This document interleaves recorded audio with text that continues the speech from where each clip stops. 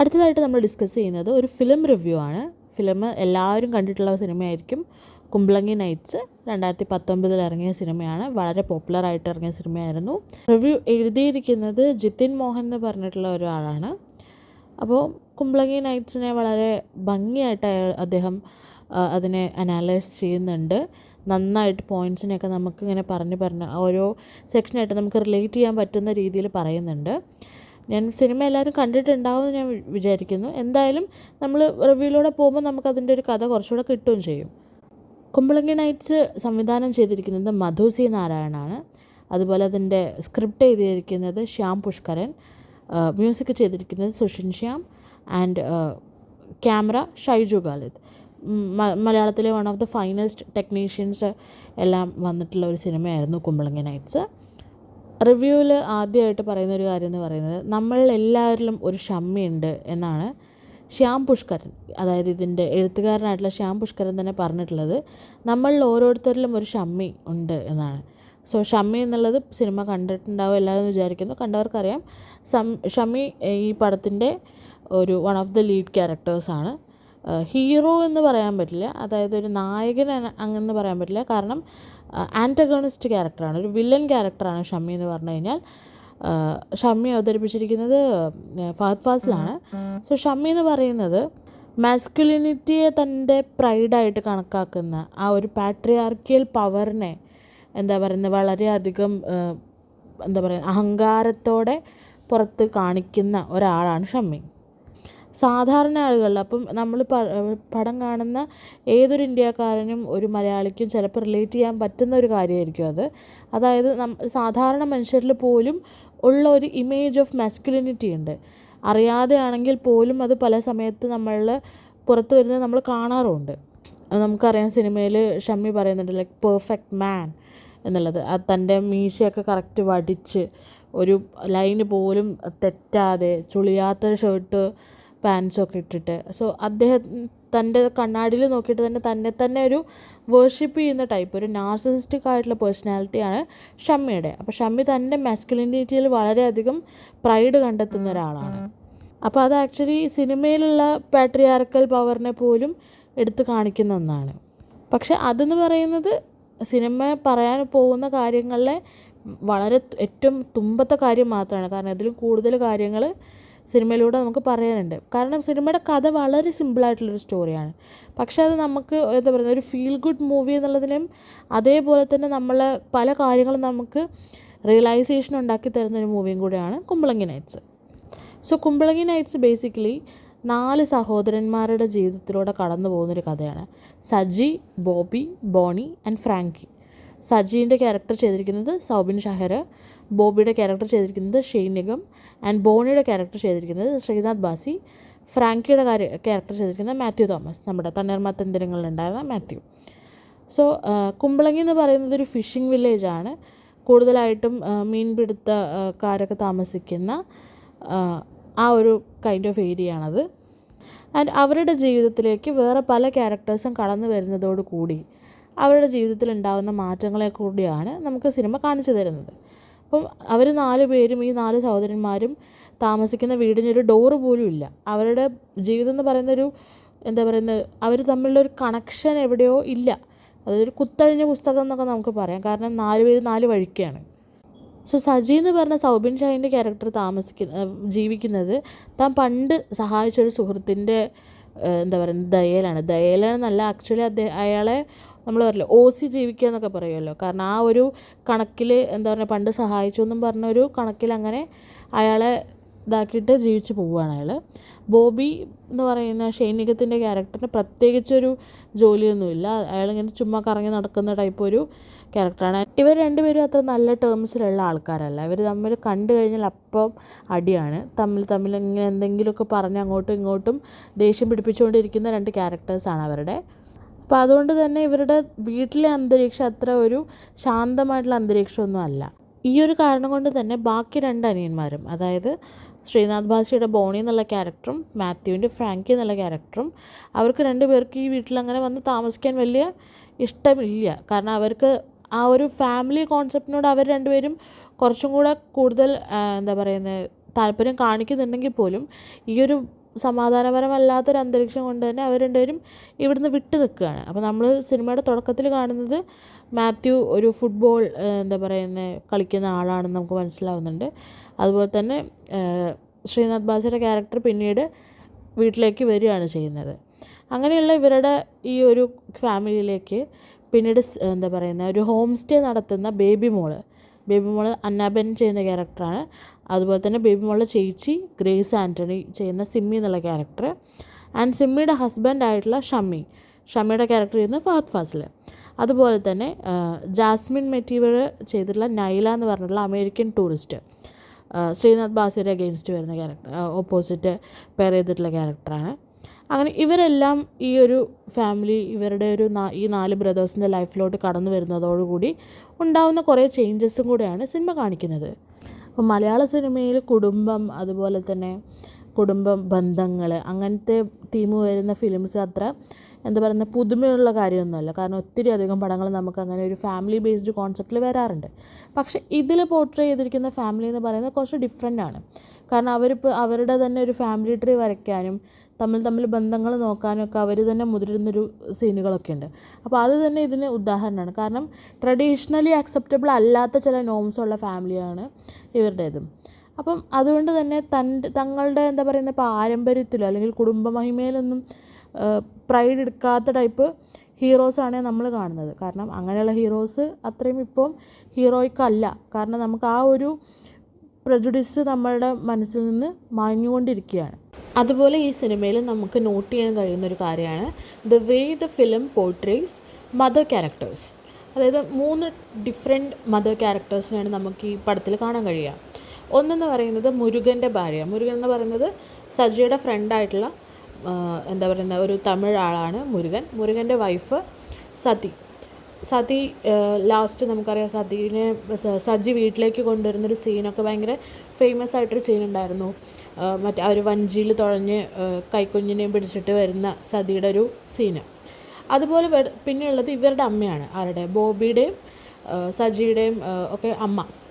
ആ mother character നമ്മൾ traditional Malayalam mother ക്യാരക്ടേഴ്സിന് different ആണ്. ഒരു ടിപ്പിക്കൽ മലയാളം മദർ ക്യാരക്ടർ അല്ല. അതായത് മക്കൾക്ക് വേണ്ടി മാത്രം ജീവിക്കുന്ന, അവർ എപ്പോഴും കരയുന്ന അങ്ങനത്തെ ഒരു അമ്മ ക്യാരക്ടർ അല്ല നമുക്ക് കുമ്പളങ്ങി നൈറ്റ്സിലെ ഈ മെയിൻ ആയിട്ടുള്ള ഈ 4 ബ്രദേഴ്സിൻ്റെ അമ്മയായിട്ട് കാണുന്നത്. അവർ ദൈവത്തിൻ്റെ വഴിയെ പോയി എന്നുള്ള ഒരു കോൺസെപ്റ്റാണ് നമുക്ക് കാണുന്നത്.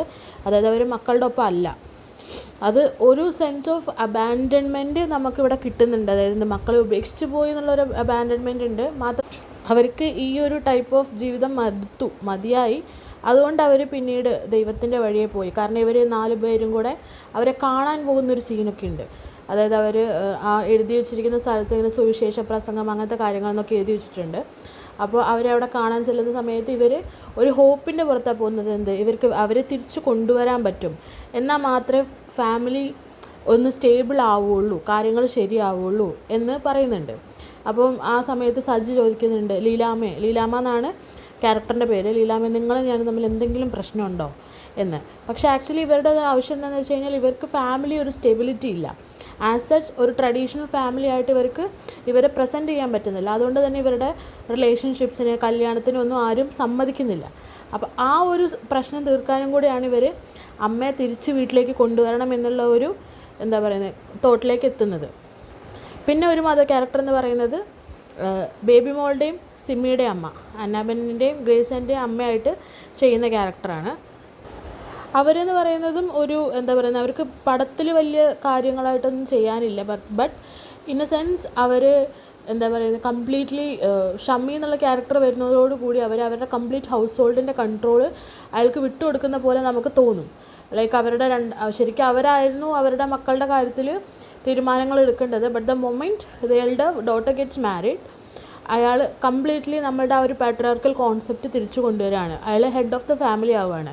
ശരിക്കും മാട്രിയാർക്കായിട്ട് ഇവരായിരുന്നു ഹെഡ് ഓഫ് ദ ഫാമിലി ആയിട്ട് ഇരിക്കേണ്ടത്. ബട്ട് ഇവർ കംപ്ലീറ്റ്ലി വോയിസ്ലെസ് ആയി പോകുന്ന മൊമെൻറ്റ്സാണ് നമ്മൾ കാണുന്നത്.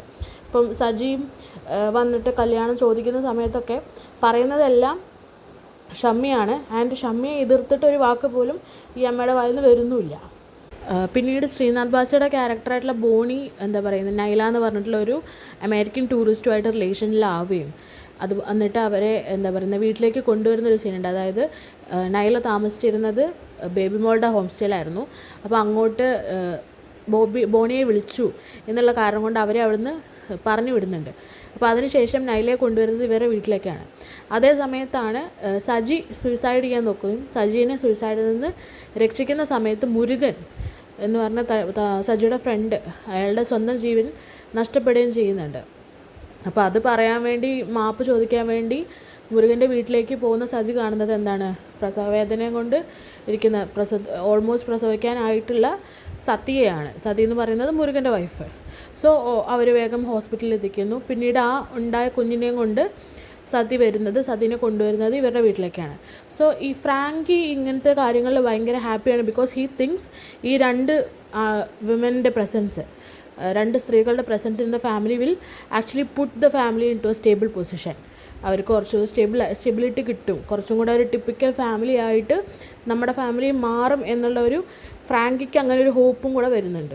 പടത്തിൻ്റെ സ്റ്റാർട്ടിങ്ങിൽ നമുക്ക് കാണാം ഒരു സീനിൽ ഫ്രാങ്കിയുടെ ക്യാരക്ടർ അവരുടെ വീട്ടിലുള്ള ഒരു സോഫയിൽ ഇങ്ങനെ ഇരുന്നിട്ട് മദർ മേരിയുടെ ഒരു പിക്ചറിലേക്ക് ഇങ്ങനെ സ്റ്റെയർ ചെയ്യുന്ന ഒരു സീനുണ്ട്. ആ മദർ മേരിയുടെ പിക്ചർ നമ്മൾ ശ്രദ്ധിച്ചു കഴിഞ്ഞാൽ പിന്നീട് നമ്മൾ ഈ വെള്ളത്തിൽ സതിയെ കുഞ്ഞിനെയും കൊണ്ട് വീട്ടിലേക്ക് കൊണ്ടുവരുന്ന സീൻ നോക്കിക്കഴിഞ്ഞാൽ അവർ തമ്മിലുള്ള ഒരു ഔട്ട്ഫിറ്റിൻ്റെ ഒക്കെ റെഫറൻസ് മാത്രമല്ല ഫിസിക്കലി രണ്ടുപേരും തമ്മിലുള്ള ഒരു സിമിലാരിറ്റി ഭയങ്കരമായിട്ട് കാണാൻ പറ്റും. അതങ്ങനെ ഒരു ഫോർഷാഡോയിങ് ആണ് അത് ഫസ്റ്റ് തുടക്കത്തിൽ നമുക്ക് കാണിച്ചു തരുന്നത്. സോ ഫ്രാങ്കി എന്താണ് വിചാരിക്കുന്നതെന്ന് വെച്ച് കഴിഞ്ഞാൽ the presence of these two women, നൈലയുടെയും അതുപോലെ തന്നെ സതിയുടെയും presence in their house will actually make their house a home. അതായത് അവർക്ക് കുറച്ചും കൂടെ സ്റ്റേബിളായിട്ടുള്ള റിലേഷൻഷിപ്പ് ഉണ്ടാവുമെന്നും അവരുടെ ഫാമിലി കുറച്ചും കൂടെ ടിപ്പിക്കൽ ഒരു ഫാമിലി ആയിട്ട് മാറും എന്നുള്ളതും കൂടെ ഉള്ളൊരു ഹോപ്പാണ് അവർക്ക്. ഈവൻ എന്താ പറയുന്നത്, ഇപ്പം മ്യൂട്ടാണ് ശ്രീനാഥ് ബാസിയുടെ ക്യാരക്ടർ, മ്യൂട്ടാണ്. അതുപോലെ തന്നെ ബോബി, അതായത് ഷൈനികത്തിൻ്റെ ക്യാരക്ടറും, ഇവർക്കൊക്കെ അവരിവിടെ തന്നെ നിന്നാൽ കൊള്ളാം. കാരണം അവർ ഗ്രാജുവലി ഒരു റിലേഷൻഷിപ്പ് ഉണ്ടാക്കിയെടുക്കുന്നുണ്ട് ഈ ത്രൂ ദ ബേബി, കുഞ്ഞിലൂടെയും ഒക്കെ. സോ ഇവർ പോവുകയാണെന്ന് പറയുന്ന സമയത്തൊക്കെ ബോബി പറയുന്നുണ്ട് പോവണ്ട, ഇവിടെ നിന്നോ, ഞങ്ങൾക്ക് കുഴപ്പമില്ല എന്നുള്ള രീതിയിൽ. പിന്നെ കൺവെൻഷനലി ക്യാരക്ടേഴ്സിനെ പോർട്രേ ചെയ്യുന്ന പോലെ അല്ല ഈ സിനിമയിൽ നമ്മൾ പോർട്രേൽ ചെയ്തിട്ടുള്ളത്. അപ്പോൾ മെയിൻ ക്യാരക്ടേഴ്സിൻ്റെ ഒക്കെ ഇൻട്രൊഡക്ഷൻ ആണെങ്കിൽ പോലും, ഇപ്പോൾ ഈ 4 ബ്രദേഴ്സിൻ്റെ ഇൻട്രൊഡക്ഷൻ ആണെങ്കിൽ പോലും നമ്മളൊരു ടിപ്പിക്കൽ മെയിൻ ലീഡ് ഇൻട്രൊഡക്ഷൻ പോലെ അല്ല ഈ ക്യാരക്ടേഴ്സിനെ ഒന്ന് നമുക്ക് കാണിച്ചു തരുന്നത്. അതേപോലെ തന്നെ ഷമ്മിയെ കാണിക്കുന്നത്, അതായത് ഷമ്മിയും കൂടെ കാണിക്കുമ്പോൾ ഷമ്മിക്കാണ് കുറച്ചും കൂടെ ഒരു ഹീറോയിക് എന്താ പറയുക ഇൻട്രൊഡക്ഷൻ പോലെയൊക്കെ കൊടുത്തിട്ടുള്ളത്. പക്ഷേ എന്താ പറയുന്നത്, നമുക്ക് ലാസ്റ്റ് വരെ ക്ലൈമാക്സ് വരെ നമുക്ക് ഷമ്മിയിൽ വലിയ ഒരു പ്രശ്നം തോന്നില്ല. പക്ഷേ അയാളുടെ വാക്കുകളും അയാളുടെ പ്രവർത്തികളും എപ്പോഴും കുറച്ച് ക്രീപ്പി ആയിട്ടാണ് നമുക്ക് തോന്നുക. അതായത് ഒരു സൂപ്പർഫിഷ്യലി നോക്കുമ്പോൾ അയാൾ വലിയ ഒരു കുഴപ്പമില്ലാത്ത കുറച്ച് ആ ഒരു മാസ്കുലിനിറ്റി കുറച്ച് കൂടുതലായിട്ട് അതിൽ പ്രൈഡ് എടുക്കുന്ന ഒരാളായിട്ട് തോന്നുമെങ്കിലും ലാസ്റ്റിലേക്കാണ് അയാളുടെ ഒരു സൈക്കിക് സാധനം നമുക്ക് കിട്ടുക. അപ്പോൾ ക്ലൈമാക്സ് സീക്വൻസുകളൊക്കെ ഈവൻ ഫഹദ് പോലും എന്താ പറയുന്നത് ഇങ്ങനെ മാസ്കുലിൻ ഹീറോ ആയിട്ട് പോർട്രേ ചെയ്തിട്ടുള്ള ക്യാരക്ടേഴ്സിൻ്റെ ഒരു റെഫറൻസ് പോലെയാണ് നമുക്ക് കിട്ടുക. അതുകൊണ്ട് തന്നെ അങ്ങനത്തെ കോൺസെപ്റ്റ്സിനെയും അതുപോലെ തന്നെ ഈ ഒരു ആളുകളുടെ ഇന്നർ സെൽഫിനെയൊക്കെയാണ് ആ സീക്വൻസിൽ നമുക്ക് പുറത്ത് കൊണ്ടുവരാൻ സാധിക്കുന്നത്. പിന്നീട് ഈ റിവ്യൂവിൽ സംസാരിക്കുന്നത് റേസിസത്തെക്കുറിച്ചാണ്. ബിക്കോസ് ഇന്ത്യൻസ് എപ്പോഴും പറയുന്ന ഒരു കാര്യം നമ്മൾ റേസിസ്റ്റ് അല്ല എന്നാണ്. ബട്ട് ഇൻ റിയൽ നമുക്ക് ഒത്തിരി അധികം റേഷ്യൽ നോഷൻസ് നമ്മുടെ ഉള്ളിലുണ്ട്. ആൻഡ് നമ്മളത് സട്ടിലായിട്ടാണെങ്കിൽ പോലും കാണിക്കും എന്നുള്ളതാണ്. അപ്പോൾ അതിനകത്ത് ഒരെണ്ണം എന്ന് പറയുന്നത്, നമ്മൾ എപ്പോഴും ഫെയറർ സ്കിൻ, അതായത് കുറച്ച് വെളുത്തിട്ടാണെങ്കിൽ അത് നമ്മൾ സൗന്ദര്യത്തിൻ്റെ ഒരു സ്റ്റാൻഡേർഡായിട്ട് വെച്ചിരിക്കുകയാണ്. അങ്ങനത്തെ കാര്യങ്ങൾ ഫിലിം പലതരത്തിൽ അഡ്രസ്സ് ചെയ്യുന്നുണ്ട്. അതായത് ഒന്ന് ബോബിയുടെ ഫ്രണ്ട് എന്താ പറയുന്നത്, who is in a dark complexion is in love with relatively വെളുത്തിട്ടുള്ള ഒരു പെൺകുട്ടി. അതുപോലെ തന്നെ ഈ നൈലയുടെ ക്യാരക്ടർ ആഫ്രിക്കൻ അമേരിക്കൻ വുമൺ ആണ്. ആൻഡ് നോർമലി നമ്മൾ ഇന്ത്യൻ സിനിമകളിൽ irrespective of languages foreign woman എന്ന് പറഞ്ഞു കഴിഞ്ഞാൽ അല്ലെങ്കിൽ ഫോറിൻ ടൂറിസ്റ്റ് എന്നൊക്കെ പറഞ്ഞു കഴിഞ്ഞാൽ നമ്മൾ ടിപ്പിക്കലി ഒരു വൈറ്റ് ആയിട്ടുള്ള ആൾക്കാരെ ആയിരിക്കും എന്താ പറയുന്നത് കാസ്റ്റ് ചെയ്യുക. സോ ആൻഡ് ബ്ലാക്ക് പീപ്പിളിനെ നമ്മളെപ്പോഴും എന്താ പറയുക ഗാങ്സ്റ്റർ അല്ലെങ്കിൽ ക്രിമിനൽ അങ്ങനെ ഒരു പശ്ചാത്തലത്തിലായിരിക്കും കൂടുതൽ കണ്ടിട്ടുണ്ടാവുക. സോ ആ ഒരു കാര്യത്തിനും ഫിലിം ഒരു കൈൻഡ് ഓഫ് നമുക്കൊരു ഫ്രഷ് വൈബ് തരുന്നുണ്ട്. പിന്നെ കുമ്പളങ്ങി നൈറ്റ്സിൽ കുറേ അധികം പടങ്ങളുടെയും കാര്യങ്ങളുടെയും റെഫറൻസുകളും കാര്യങ്ങളും വരുന്നുണ്ട്. സോ കുമ്പളങ്ങി നൈറ്റ്സിൻ്റെ ഒരു പോസ്റ്റർ ഇറങ്ങിയിട്ടുണ്ടായിരുന്നു which was typically similar to the Beatles എന്ന് പറഞ്ഞിട്ടുള്ള വളരെ പ്രശസ്തമായിട്ടുള്ള മ്യൂസിക് ബാൻഡ് ഉണ്ട്. അവരുടെ അബേ റോഡ് എന്ന് പറഞ്ഞിട്ടുള്ള ഒരു ആൽബം ഉണ്ടായിരുന്നു. അതിൻ്റെ പോസ്റ്റർ ഭയങ്കര ഫേമസ് ആയിരുന്നു. അതിങ്ങനെ നമ്മളൊരു സീബ്ര ക്രോസിലൂടെ അവർ 4 പേര് ഇങ്ങനെ ക്രോസ് ചെയ്യുന്ന ഒരു പോസ്റ്ററാണ്. അതേപോലത്തെ ഒരു പോസ്റ്റർ കുമ്പളങ്ങി നൈറ്റ്സിന് ഇറങ്ങിയിട്ടുണ്ട്. ഇൻ വിച്ച് ഇവർ 4 പേരും മറ്റേ വൈറ്റ് ഷർട്ടൊക്കെ ഇട്ടിട്ട് അമ്മയെ കാണാൻ പോകുന്ന സീനാണ്. അത് അതേപോലെ അവരിങ്ങനെ ക്രോസ് ചെയ്യുന്ന ഒരു പോസ്റ്ററും കൂടി ഉണ്ട്. അതുപോലെ തന്നെ വേറൊരെണ്ണം എന്ന് പറയുന്നത് ദ ഷൈനിങ് എന്ന് പറഞ്ഞിട്ടുള്ള സ്റ്റാൻലി കുബ്രിക്കിൻ്റെ ഭയങ്കര ക്ലാസിക് ആയിട്ടുള്ളൊരു മൂവിയുണ്ട്. ലാസ്റ്റ് ആകുമ്പോഴത്തേനും അതിൻ്റെ ക്ലിയർ ആയിട്ടുള്ള ഒരു റെഫറൻസും കൂടെ കിടപ്പുണ്ട്. പിന്നെ ഒരെണ്ണം എന്ന് പറയുന്നത് ബേബി മോളും ബോബിയും കൂടെ അർജുൻ റെഡ്ഡി കാണുന്ന ഒരു സീനുണ്ട്. പിന്നെ ലാസ്റ്റിലെ സീക്വൻസ് ഓഫ് മറ്റേ ഫൈറ്റൊക്കെ നടക്കുന്ന സീന്, റൂമിനകത്ത് നടക്കുന്ന സീന്, അത് ഫഹദിൻ്റെ തന്നെ വരത്തൻ എന്ന് പറഞ്ഞ പടത്തിൻ്റെ ക്ലൈമാക്സുമായിട്ട് നല്ല രീതിയിൽ റിസംബിൾ ചെയ്യുന്ന സീക്വൻസ് ആണത്.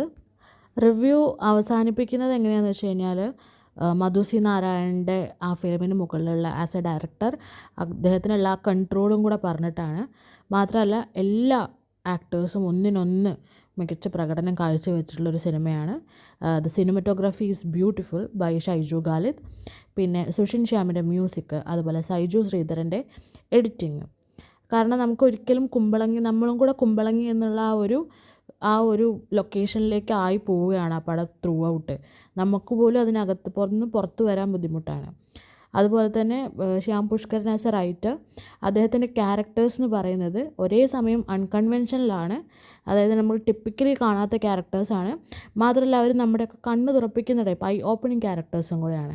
So Kumbalangi nights is basically a film that deals into എന്താ പറയുന്നത്, ആ കുമ്പളങ്ങി എന്നുള്ള സ്ഥലത്തെ ആളുകളുടെ ജീവിതത്തിലേക്ക് ഇറങ്ങി ചെല്ലുന്ന ഈ മൂവി നമുക്ക് കാണിച്ചു തരുന്ന ഒരു കാര്യം എന്ന് പറയുന്നത്, നമുക്ക് സന്തോഷം എന്ന് പറയുന്നത് നമുക്ക് എവിടെ വേണമെങ്കിലും കണ്ടെത്താം. It can come from a family if we are able to accept people as what they are. അതായത് ആളുകളെ അവരായിട്ട് നമ്മൾ അക്സെപ്റ്റ് ചെയ്യണം. എങ്ങനെ സൊസൈറ്റി ഉണ്ടാക്കി വെച്ചിരിക്കുന്ന കുറേയധികം സ്റ്റാൻഡേർഡ്സ് അങ്ങനത്തെ കാര്യങ്ങളൊക്കെ നമ്മൾ ഒഴിവാക്കി ആളുകളെ അവരായിട്ട് അക്സെപ്റ്റ് ചെയ്യാൻ തുടങ്ങിയാൽ അതിൽ നിന്ന് നമുക്ക് സന്തോഷം കണ്ടെത്താൻ സാധിക്കും എന്നുള്ളതും കൂടെയാണ് സിനിമ പറഞ്ഞു വയ്ക്കുന്നത്. വളരെ നല്ലൊരു റിവ്യൂ, എല്ലാ എന്താ പറയുന്ന ഏരിയാസും ടച്ച് ചെയ്തിട്ടുള്ള ഒരു റിവ്യൂവും കൂടെയാണ് കുമ്പളങ്ങി നൈറ്റ്സ്. സിനിമ കണ്ടവരാകും എല്ലാവരും എന്ന് ഞാൻ കരുതുന്നു. Okay, thank you.